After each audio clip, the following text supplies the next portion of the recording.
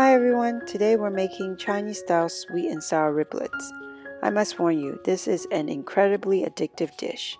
Once you start eating these sweet, sour, and savory morsels of tender pork ribs, you might not be able to stop. So let me show you how to make these mouth-watering ribs in your kitchen. Today we're using spare ribs that have been cut into about 2-inch pieces. Quickly blanch them in cold water and some Chinese cooking wine. Once they come up to the boil, remove from the heat and drain them. Rinse thoroughly under cold water to remove any blood or impurities.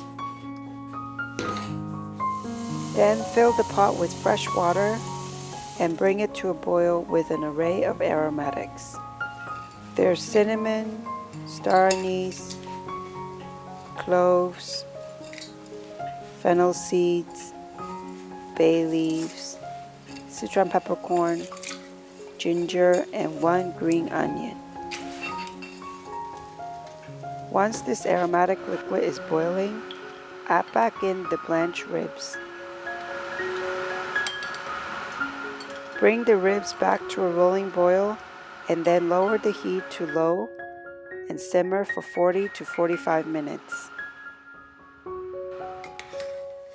When the ribs are cooked, fish them out of the broth.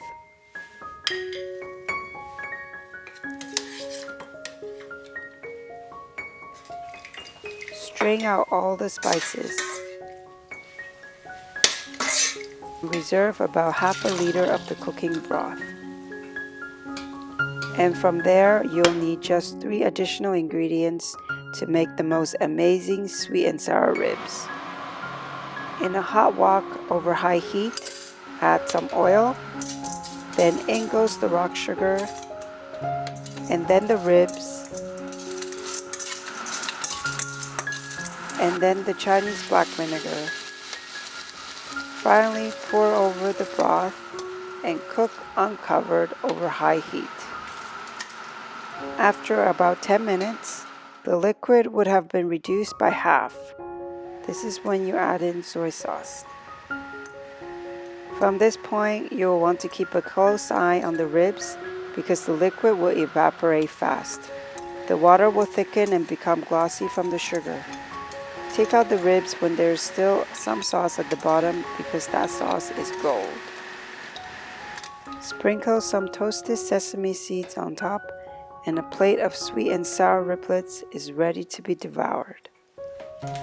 Unlike many recipes out there, this one is not fried and not colored by dark soy sauce. The sweet and sour flavors are enhanced by the aromatic broth we cooked into the meat.